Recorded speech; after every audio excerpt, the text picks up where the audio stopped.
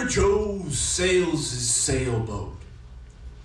He knows he seems a triangle on the sea to those watching from the beach, those like his chicken-hearted buddy, Beasley. Sailor Joe sometimes dances a jig on his sailboat's deck, since long ago in San Virgo he purchased a giant praying mantis that sings with a human voice. Nowadays the giant praying mantis always lounges against Sailor Joe's sailboat's deck rails and plays a steel string guitar badly. The giant praying mantis sings without rhythm or tone or tune, singing, Sailor Joe, he always knows what you don't know. You don't know what's behind the curtain of the sea. But Sailor Joe knows and he won't tell. The knowledge is too melancholy.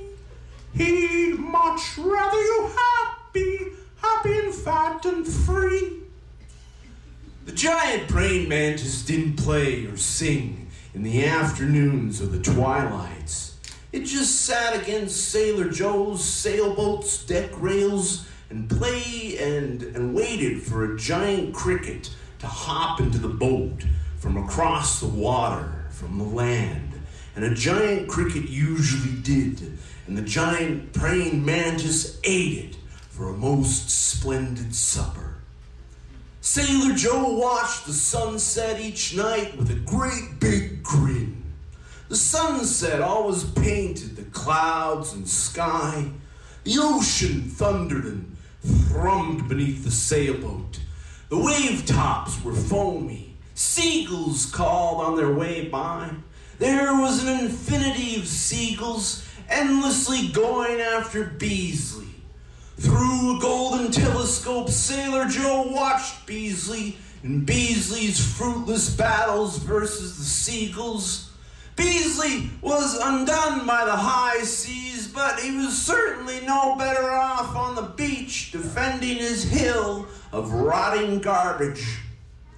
Then when the sun was sunken and the day's light nearly gone, Sailor Joe brought out a corncob pipe and filled it with the flakes of dried sardine skins and dried seaweed slices and smoked it. The giant praying mantis would retrieve its steel string guitar from wherever it had carelessly left the guitar lying on the ever-tilting deck, and it would begin to sing and strum as the moon rose rotund.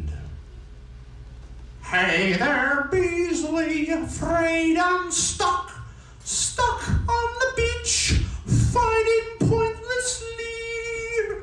Beasley, please, what do you see? Do you see a triangle scooting atop the sea? You know that's Sailor Joe and me. Don't you wish you could hear me? At the end.